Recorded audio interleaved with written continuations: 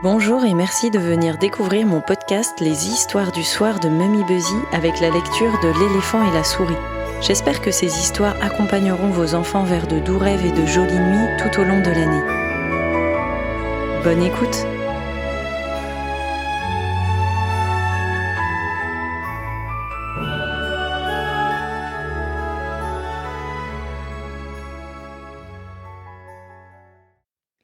Dans des temps reculés, un éléphant sauvage vivait à proximité d'un village.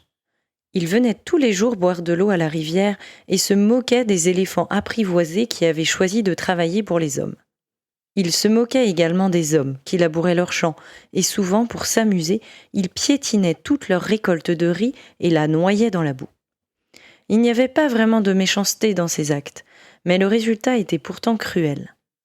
Celle qu'il faisait le plus souffrir était une petite souris qui vivait au bord de la rivière.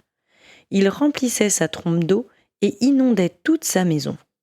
La pauvre souris ne savait pas nager. Il lui était donc fort difficile de lutter contre l'eau pour s'enfuir. De plus, elle était chaque fois obligée de construire une nouvelle maison pour ses souriceaux. Et où qu'elle déménageât, l'éléphant la retrouvait toujours. Un jour, la petite souris décida de se rendre au village pour demander de l'aide aux hommes, car l'éléphant leur faisait autant de mal qu'à elle. Elle s'adressa d'abord aux riches, mais ceux-ci préférèrent se cloîtrer dans leur maison, estimant que leur portail en fer pourrait les protéger contre tout danger. Nous pouvons nous mettre à l'abri de l'éléphant, et nous n'avons que faire du mal qu'il peut causer aux autres. Nous n'avons rien pour combattre. Nos mains sont vides, et qui oserait affronter un tel animal sans armes ? Répliqua un pauvre homme. D'accord, je vois que je vais devoir déclarer la guerre à cet éléphant toute seule. Faites attention, une fois le combat commencé, prenez vos biens et sauvez-vous, sinon vous perdrez tout. Rétorqua la souris. Les pauvres promirent d'obéir à la petite souris, mais les riches se contentèrent de rire.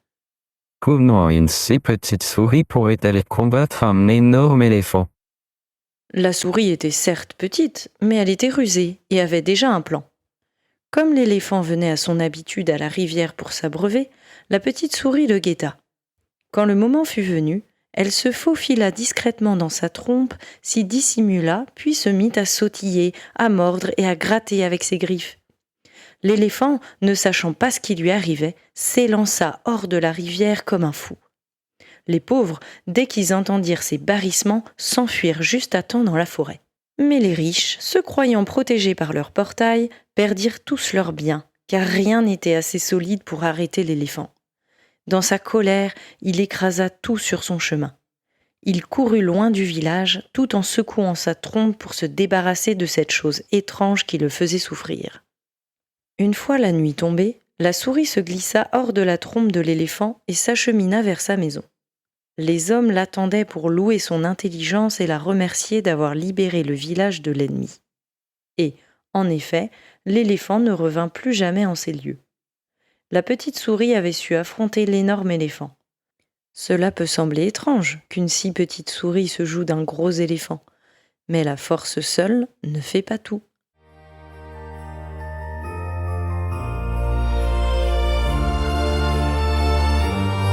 Merci d'avoir écouté L'éléphant et la souris. J'espère que vous avez aimé cette histoire. Vous pouvez vous abonner pour écouter mes dernières lectures et bien sûr, n'hésitez pas à les partager. À bientôt!